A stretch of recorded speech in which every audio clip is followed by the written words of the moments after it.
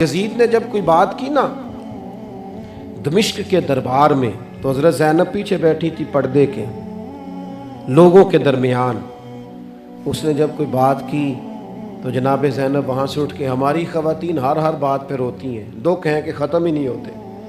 جناب زینب پیچھے سے اٹھیں پردے کے پیچھے سے، اور جب اپنی گرجدار آواز میں انہوں نے گفتگو شروع کی تو وہاں ایک نابینا بزرگ بیٹھے تھے جو مولا علی شیر خدا کی بارگاہ میں حاضری دیا کرتے تھے. جب سیدہ زینب نے خطبہ شروع کیا نا تو وہ بزرگ چونک گئے، اور وہ نابینا تھے تو ساتھ والے آدمی کا گھٹنا ہلا کے کہنے لگے، علی آ گئے دربار میں.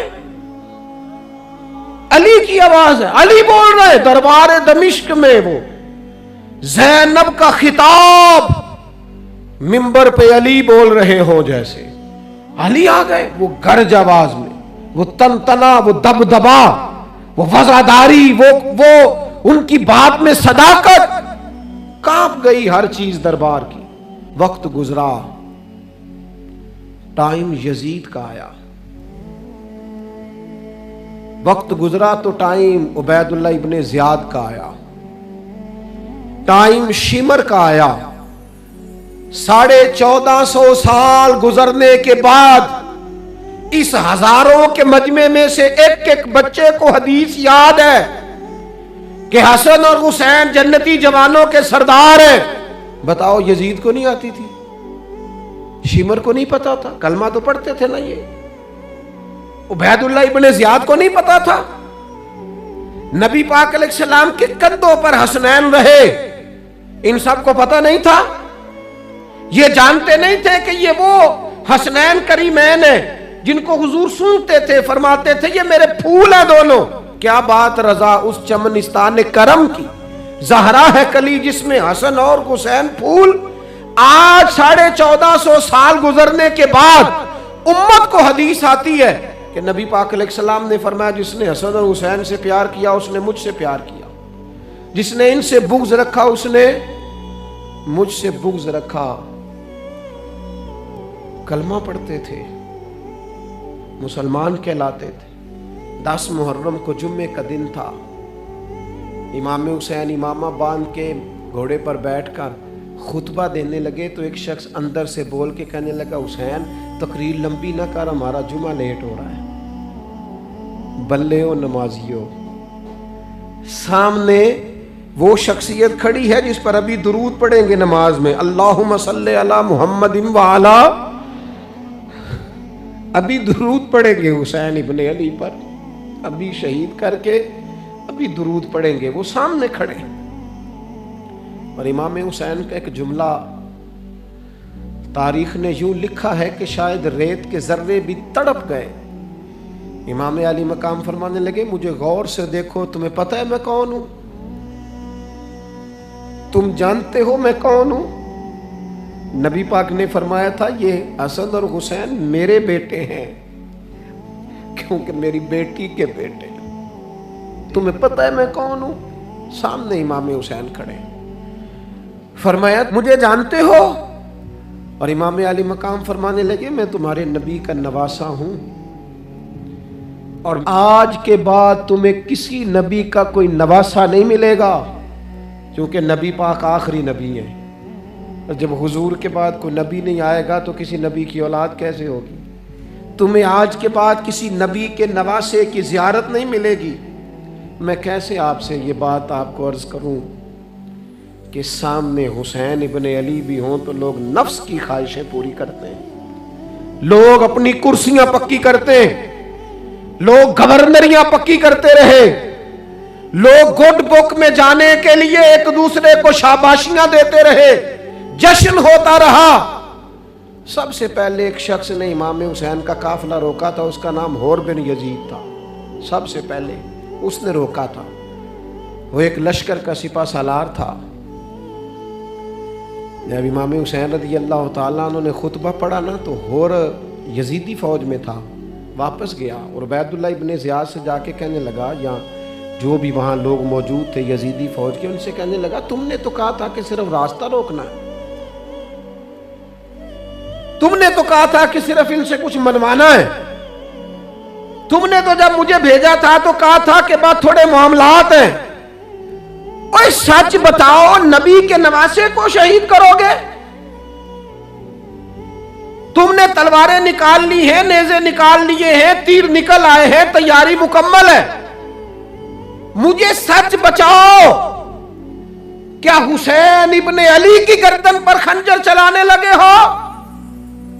سیدہ فاطمہ کا جگر پارا شہید ہوگا, کیا یہ خبر سچ ہے؟ یوں ہوگا؟ تو کہنے لگے ہاں یہی حکم ہے ہمیں, یہی تیاری ہے, یہی پروگرام ہے, یہی پلان ہے, یہی ہوگا. کہنے لگا میں اور آپ تو مدینے والے رسول کا کلمہ پڑھتے ہیں, تو کیا محبوب کے نواسے کو ذبح کرو گے؟ جناب علی اکبر کو, جن کا چہرہ رسول پاک سے ملتا ہے, حضرت قاسم بن حسن کو, جناب علی کے بیٹوں عباس بن علی کو, حضرت علی کے بیٹے ابو بکر بن علی کو, حضرت علی کے بیٹے عمر بن علی کو, حضرت علی کے بیٹے یہ بھی 3 کربلا میں موجود, حضرت عثمان ابن علی کو, ان کو شہید کرو گے؟ نے کہا ہاں تیاری ہو گئی ہے. تو سب کے ضمیر مردہ نہیں ہوتے. ہاں بڑی بڑی سخت جگہوں پہ پھول اگتے ہیں. حر نے جب ان سے کہا کہ تمہارا پکا ارادہ ہے, کہا پکا ارادہ ہے. تو اس نے کہا یہ زیرہ پکڑو, یہ عہدہ پکڑو, مجھے تمہارا دیا ہوا عہدہ نہیں چاہیے, حسین کے نانا کی دی ہوئی جنت درکار ہے, یہ رکھو اپنے پاس, مجھے تمہارا. ایڑی لگائی اس نے اور دوڑا اور امام حسین کے قدموں میں گیا. کہنے لگا حضور میں مجرم ہوں, میں خطا کار ہوں, میں نے سب سے پہلے آپ کو روکا تھا, پر مجھے قسم ہے اللہ کی میں جانتا نہیں تھا ان کا ارادہ کیا ہے. حضور بھول گیا, غلطی کر بیٹھا, یہ اندھے ہوں گے, ان کی آنکھوں میں پٹی بندی ہوگی, اور مجھے تو پتہ ہے نا کہ دنیا کو پھر محمد کا نواسہ نہ ملے گا, مجھے خبر ہے. اگر معافی مانگوں تو معاف کر دو گے؟ پہلا مجرم ہوں, میں نے روکا ہے, اگر آ جاؤں تو قبول کر لو گے؟ یہ ظرف, یہ حوصلے, یہ توانائیاں اگر ہیں تو سیدہ فاطمہ کے دودھ میں ہیں, یہ شیر خدا کی تربیت میں ہیں, یہ محبوب نے جو ان کی زبانوں کو چوسا تو اس کرم میں ہے. حضرت امام حسین نے اٹھ کے سینہ یوں چوڑا کیا, ہاتھ پھیلائے, فرمایا آجا, لگ جانا میرے سینے کے ساتھ, تو آ جانا, تو نے دیر کی, ہم تو پہلے سے منتظر تھے, تو آ جا, تیری ساری معاف ہیں. حر کے مقدر جاگے, امام علی مقام کے لشکر میں شامل ہوا. بعض نے لکھا ہے جو لوگ ابتدا میں شہید ہوئے امام حسین کی طرف سے, ان میں حر شامل. خدا را کچھ خواہشات, کچھ نفسانی باتیں چھوڑ دو. سارا دن اپنے آپ کو ہی منواتے رہنا. اپنی ضد کے سامنے لوگ بڑے بڑے ادارے تباہ کر دیتے, بڑی بڑی جماعتیں تباہ ہو گئیں, بڑے بڑے آستانے خیر کے ٹوٹ گئے, لیکن ہماری انا, ہماری ضد, ہمارا تکبر, ہماری اپنے لیے خواہشات یہ ختم نہ ہو سکیں. ہمارا نفس کی خواہش بچی, رشتے نہیں بچے. ہمارے نفس کی خواہش بچی, تعلقات نہیں بچے. نفس کی خواہشیں بچی, ہمارے اپنے نہیں بچے. نفس کی خواہشیں بچی, مال جمع ہوا, دیانتداری نہیں بچی, وعدوں کی پابندی نہیں بچی, تجوریاں بھر گئیں, روحیں اجڑ گئیں, بددیانتی سے, رزق حرام سے کمایا ہوا مال, کاریں, کوٹھیاں, بنگلے بن گئے, باطن اجڑ گیا. اس لیے کہ نفس کی خواہش پوری کی. نفس کے سامنے اگر انبیاء کی بھی تعلیمات آئیں, لوگوں نے تکبر کیا, قتل تک کر دیا نبیوں کو, لیکن اپنے نفس کی خواہش کے خلاف جانے کو تیار نہ ہوئے. خدا را واپس آ جاؤ, خدا را. وقت آیا, یہ وقت بدلتا رہا, یہ دور تبدیل ہوتا رہا. لوگوں نے اپنی بادشاہیاں قائم کرنے کے لیے بڑے بڑے قتل کیے، ہلاکو خان نے انسانی کھوپڑیوں کے مینار بنائے، لوگوں نے بڑے بڑے ظلم کیے، جبر کیے، خوف اور ہراس پھیلایا، اپنے اقتدار پکے کرنے کے لیے بڑے بڑے جبر کیے۔ پھر کیا ہوا؟ ایسی ایسی بیماریاں لگی جن کے علاج ہی کوئی نہیں تھے دنیا میں، بھری ہوئی تجوریاں، پیسے باہر گر رہے ہیں، پر ڈاکٹر کہہ رہا ہے تیرا مرض ہی وہ ہے جس کا علاج ہی کوئی نہیں۔ اللہ تبارک و تعالیٰ کے قانون سے جب لوگ ٹکراتے ہیں پھر پاش پاش ہو جاتے ہیں۔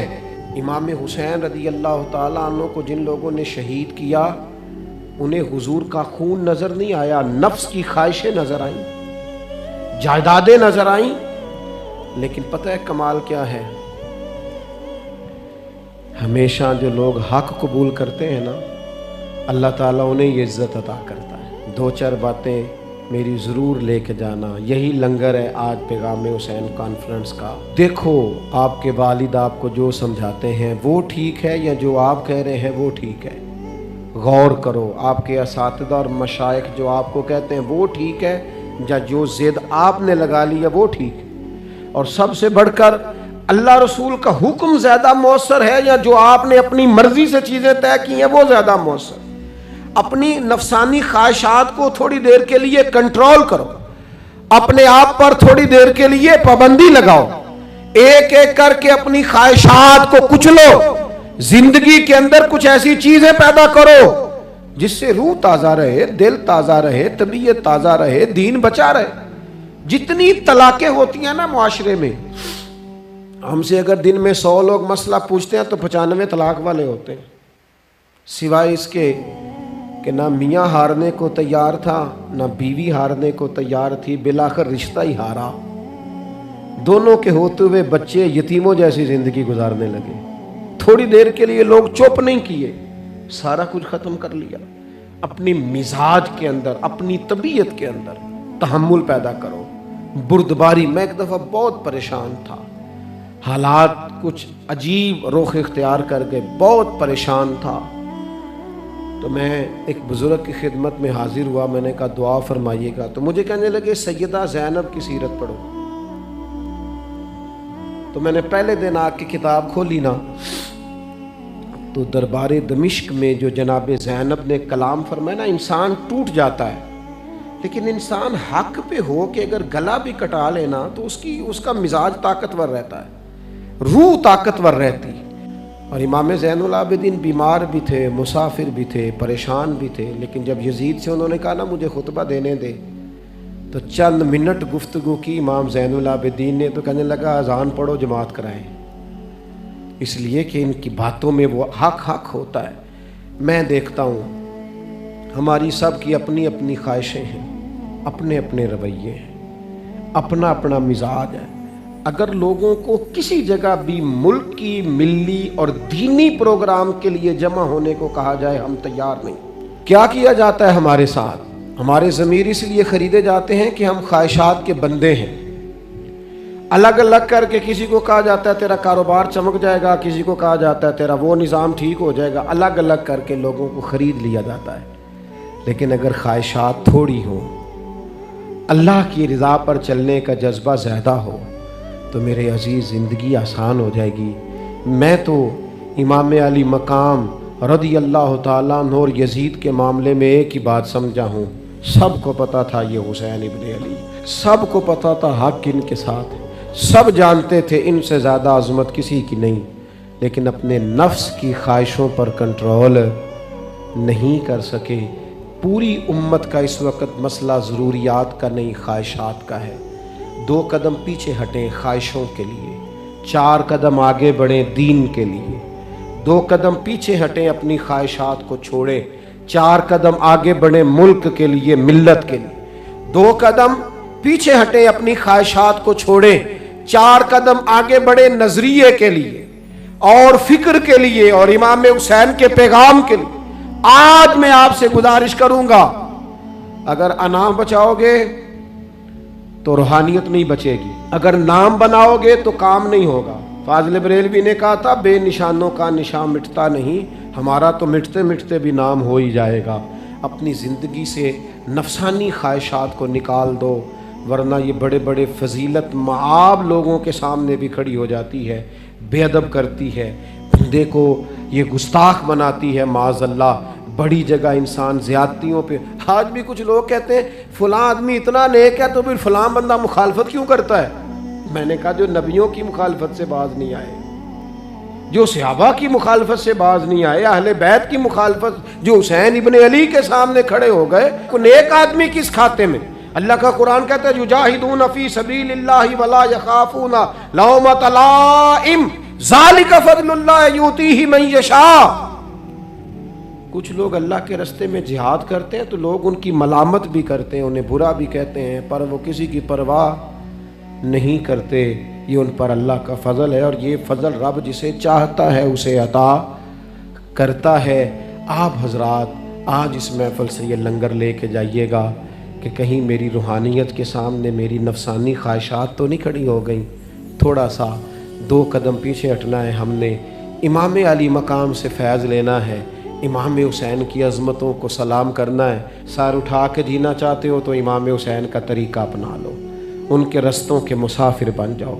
زندگی وقار کے ساتھ گزرے گی، خودداری کے ساتھ گزرے گی، عزت نفس کے ساتھ گزرے گی۔